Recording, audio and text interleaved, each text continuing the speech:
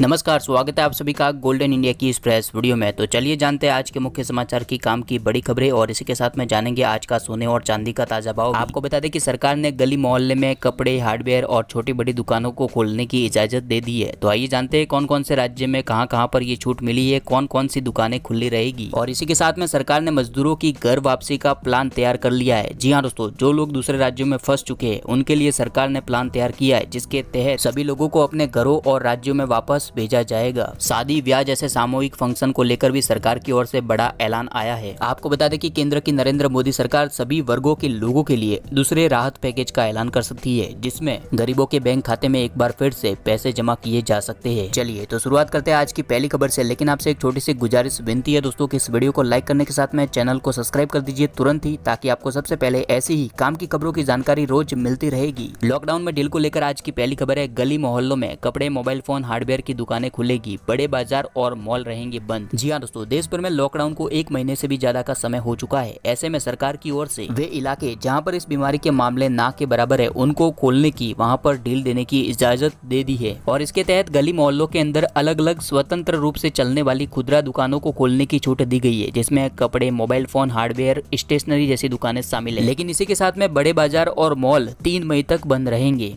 इसी के साथ में सरकार की ओर से ग्रामीण क्षेत्रों में शॉपिंग मॉल को छोड़कर सभी दुकानों को खोलने की अनुमति दे दी गई है। इसके अलावा मॉल, शराब, सिगरेट, गुटखा आदि की दुकानों पर रोक जारी रहेगी। सरकार के आदेश के अनुसार रेस्टोरेंट, ब्यूटी पार्लर और नाई की दुकानें बंद रहेगी। और इसी के साथ में गृह मंत्रालय की ओर से आदेश जारी किया है, जिसके अंदर बताया गया है कि जिन दुकानों को ढील दी गई है उनको भी मास्क पहनना अनिवार्य होगा। अगली खबर है, इस बीमारी से उबरने के लिए सरकार दूसरे राहत पैकेज का 27 अप्रैल के बाद कर सकती है ऐलान। जी हाँ दोस्तों, लॉकडाउन से देश की अर्थव्यवस्था को बचाने के लिए केंद्र सरकार अब अगले हफ्ते ही दूसरे राहत पैकेज का ऐलान कर सकती है। सूत्रों से प्राप्त जानकारी के अनुसार प्रधानमंत्री नरेंद्र मोदी 27 अप्रैल को राज्यों के मुख्यमंत्रियों से वीडियो कॉन्फ्रेंस के जरिए बातचीत करने वाले हैं। और इस राहत पैकेज के अंदर सरकार एमएसएमई उद्योग जगत को लेकर बड़े ऐलान कर सकती है। इसी के साथ में किसानों की आमदनी को लेकर भी कुछ बड़े ऐलान हो सकते हैं। चलिए तो अगली खबर मौसम विभाग की ओर से है। झारखंड सहित पूर्वी भारत में साइक्लोन का खतरा, मौसम विभाग की चेतावनी। जी हाँ दोस्तों, पश्चिमी विक्षोभ के कारण देश के कई इलाकों में पिछले 2 से 3 दिनों में मौसम का मिजाज कुछ बदला हुआ है। पिछले 24 घंटों के अंदर असम के पश्चिमी इलाकों में भारी बारिश भी हुई है। और इसी के साथ में मौसम की रिपोर्ट के अनुसार बिहार, झारखंड, उत्तर प्रदेश, मध्य प्रदेश के ऊपरी हिस्सों में बने साइक्लोन सर्किल की वजह से पटना के साथ में अधिकांश जिलों में अगले 5 से 6 दिनों के अंदर तेज आंधी के साथ में बारिश होने की संभावना बताई गई है। वही दोस्तों बात करें प्रवासी मजदूरों की, तो सबसे पहले उत्तर प्रदेश की सरकार ने बड़ा फैसला कर दिया। योगी सरकार की ओर से बड़ा ऐलान है, दूसरे राज्यों में फंसे यूपी के मजदूरों को वापस लाएंगे। जी हाँ दोस्तों, यूपी के मुख्यमंत्री योगी आदित्यनाथ ने कहा कि दूसरे राज्यों में 14 दिन की क्वारंटाइन अवधि पूरी कर चुके उत्तर प्रदेश के श्रमिक, कामगारों और मजदूरों को चरणबद्ध तरीके से वापस लाया जाएगा। यहाँ तक कि उन्होंने अधिकारियों को इसके लिए एक सूची तैयार करने के भी निर्देश दे दिए हैं। और इसके बाद मध्य प्रदेश की सरकार ने भी दूसरे राज्यों में फंसे अपने 1,10,000 मजदूरों को वापस लाने का ऐलान किया है। मजदूरों को घर वापस लाने के लिए मध्य प्रदेश के मुख्यमंत्री शिवराज सिंह चौहान की गुजरात, महाराष्ट्र, राजस्थान और उत्तर प्रदेश के मुख्यमंत्रियों से चर्चा जारी है। वही दोस्तों पश्चिम बंगाल से भी बड़ी खबर आ रही है। ममता बनर्जी सरकार की ओर से बड़ा फैसला लिया गया है कि इन मरीजों का इलाज निजी अस्पतालों में मुफ्त में किया जाएगा। यानी कि देश में फैली यह गंभीर बीमारी का जो भी खर्चा होगा वह राज्य सरकार वहन करेगी। चलिए तो अगली खबर है, अमेजॉन, फ्लिपकार्ट को टक्कर देने के लिए किराना स्टोर के साथ में मिलकर ई कॉमर्स प्लेटफॉर्म बनाएगी सरकार। जी हाँ दोस्तों, वाणिज्य मंत्रालय के अंतर्गत आने वाले DPIIT विभाग ने कैट यानी कि ऑल इंडिया ट्रेडर के साथ में मिलकर ई कॉमर्स पोर्टल को लॉन्च करने का फैसला किया है, जिसकी मदद से भविष्य में आपको घर बैठे आपके नजदीक की दुकान का सामान भी ऑनलाइन मिलता रहेगा। और इसके लिए सभी राशन की दुकानों को इसके साथ जोड़ा जाएगा।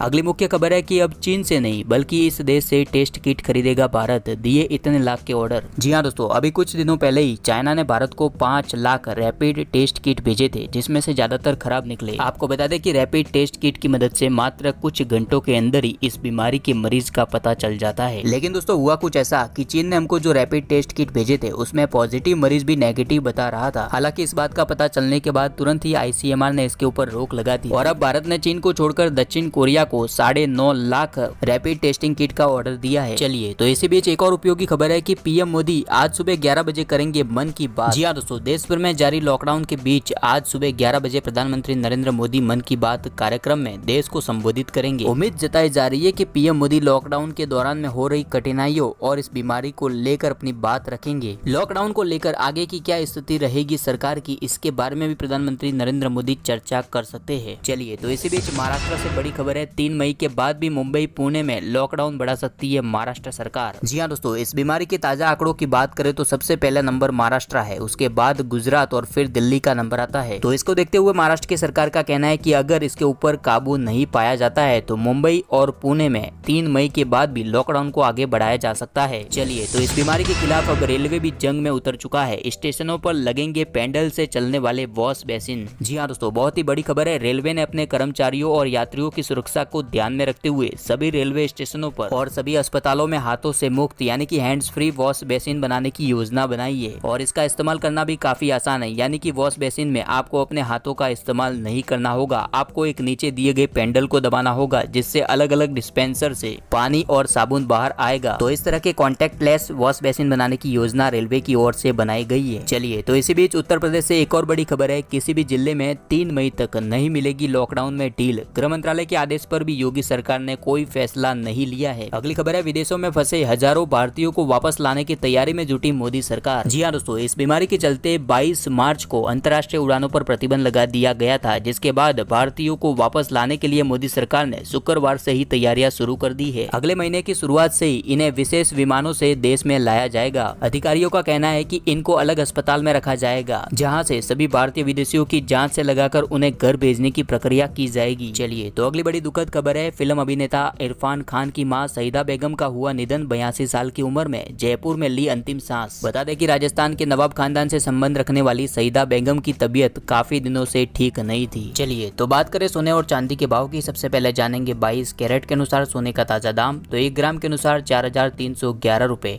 8 ग्राम के अनुसार 34,488 रुपए, प्रति 10 ग्राम के अनुसार 43,110 रुपए और 100 ग्राम के अनुसार 4,31,100 रुपए 22 कैरेट गोल्ड की कीमत चल रही है। वही बात करें 24 कैरेट के अनुसार सोने के दाम की, तो 1 ग्राम के अनुसार 4,602 रुपए, 8 ग्राम के अनुसार 36,816 रुपए, प्रति 10 ग्राम के अनुसार 46,020 रुपए, प्रति 100 ग्राम के अनुसार 4,60,200 रुपए 24 कैरेट गोल्ड की कीमत चल रही है। वही बात करें भारत के बड़े शहरों में आज 22 कैरेट और 24 कैरेट के अनुसार सोने के दाम की, तो आप स्क्रीन के ऊपर देख सकते हैं।